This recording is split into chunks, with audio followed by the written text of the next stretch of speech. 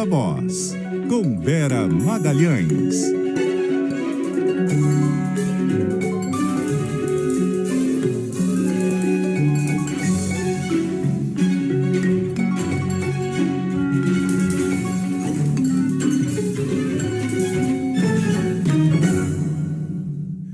Vera carnavalesca. Eu fui na última hora, no último segundo, já estava tocando a vinheta, eu fui buscar a tiarinha quando eu vi que Cássia Godoy e Letícia também estavam paramentadas. Porém você, né, Carlos Alberto? É que eu fiz o meu, digamos assim, o meu desempenho carnavalesco antes.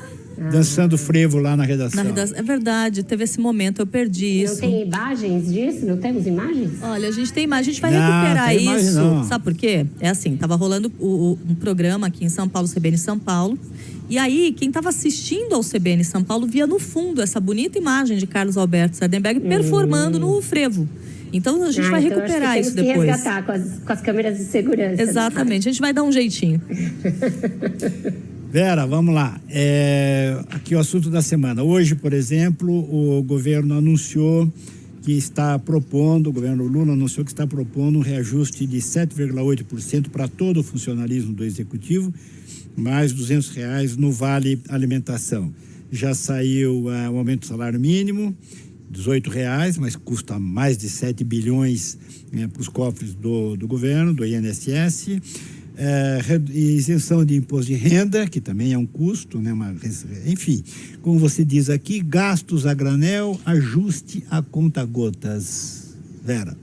Está meio desajustada a proporção, né, Sardenberg? Em 2 dias, só esses anúncios podem ter um impacto fiscal de algo como 48 bilhões. Porque os de ontem, o mínimo e mais a isenção do IR para quem ganha até R$ 2.640, poderiam ter um custo de 37 bi. E hoje o reajuste linear anunciado para os servidores de 8% com mais esse aumento do Vale Alimentação teria um impacto de 12. Então aí são 48 bi, já é o equivalente à PEC Kamikaze do ano passado, mais ou menos. Então é bastante gasto. Esses daí, com exceção do salário mínimo, os demais não estão cobertos pela PEC da transição. A gente vai ter que achar ainda um espaço fiscal para eles. Lembrando que para esse ano, o que se estima é que a gente vai ter um déficit no final do ano da casa de 2 bilhões, né? A gente vai fechar o ano com um déficit de 2 bilhões. O Fernando Haddad tem dito que não vai acontecer. Não, é que 200. 200 bilhões. 200 bilhões. O Fernando Haddad tem dito que isso não vai acontecer, porque é 2% do PIB, e né? 2% do PIB, eu sabia exatamente. Que tinha um 2 em algum lugar, aí fiquei perscrutando a minha mente que 2% do PIB... 2% do PIB que dá 200 e poucos bilhões.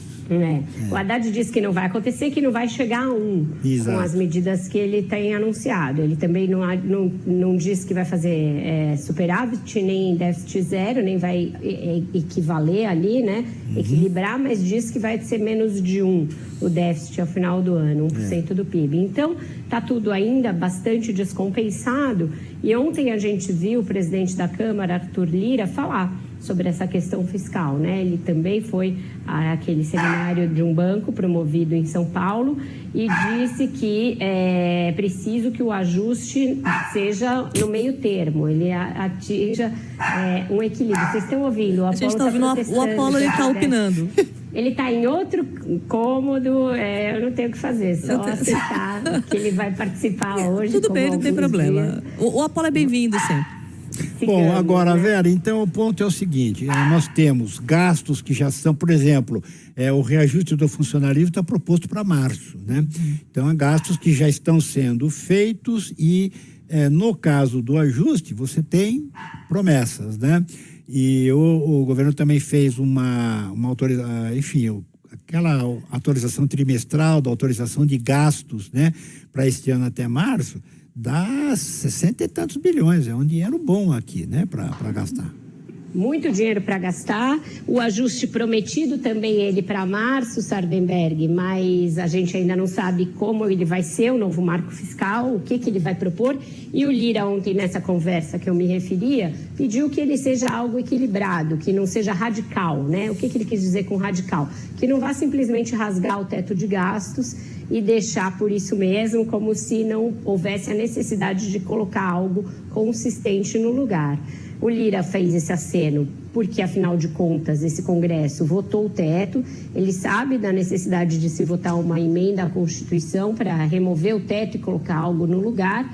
E sabe que não vai passar uma coisa muito gastadora, muito leniente com o equilíbrio fiscal, como o PT vem se comportando até aqui no governo, né? Como pediu que fosse na PEC da transição, chegou a pedir que fosse por 4 anos, o Congresso segurou, como chegou a dizer que revogaria todas as reformas e simplesmente revogaria o teto de gastos.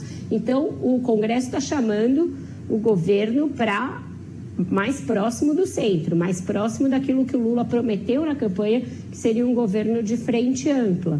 Com isso, ele está só preocupado com o ajuste fiscal e com as contas públicas? Claro que não. Ele está preocupado também com espaços isso que eu ia perguntar. Centrão no governo, né? Ele quer ser ouvido, quer sentar à mesa, quer opinar. Escrevi sobre isso hoje na coluna e hoje já tem reportagens do Globo, depois, ao longo do dia, mostrando que essas negociações já estão em curso e que aliados dele, que estão ali, tanto no PP como no União Brasil, vão ser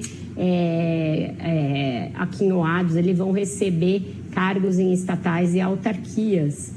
Então, com isso, a gente tem aí um sossega Lira, sossega Centrão, e o Lula entendendo que ainda precisa compor uma base para governar e para aprovar essas medidas, algumas delas que requerem quórum de emenda à Constituição, como o novo marco fiscal, vai ser preciso negociar com esse Centrão, então já recebendo cargos aí.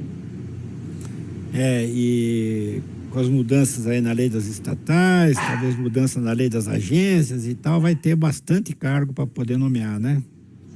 Essas mudanças eu não sei se passam da maneira como o governo está propondo, Sardenberg, no Congresso. Eu acho que muita coisa vai mudar, principalmente no Senado. Mudança na lei das estatais não terá vida fácil por lá. Muitos senadores, inclusive o Rodrigo Pacheco, acreditam que você está reduzindo a transparência, reduzindo as boas práticas de governança sem necessidade. Então, isso, por exemplo, é uma mexida que eu acho que o governo não vai ter muita facilidade de fazer, a não ser que recorra a esses expedientes de uma maneira aí muito farta de distribuição de cargos. Eu acho que essa mudança na lei das estatais tende a ficar empacada no Senado. Vera Magalhães, muitíssimo obrigado, Vera. Não sei até quando, Vera? Até quarta. Eu vou agora desligar, dar uma bronca nesse cachorro. e aí, na quarta-feira eu volto, prometo. Não faça isso, a Paulo está perdoado. Até mais, Vera. Ele está em ambiente diferente, está estranhando. Tudo aqui. Ouvintes, desculpem, tiveram que abaixar o som do rádio com esse latido estridente. Até. Bom carnaval para todos. Bom carnaval, divirta-se, pé na jaca. Agora sim.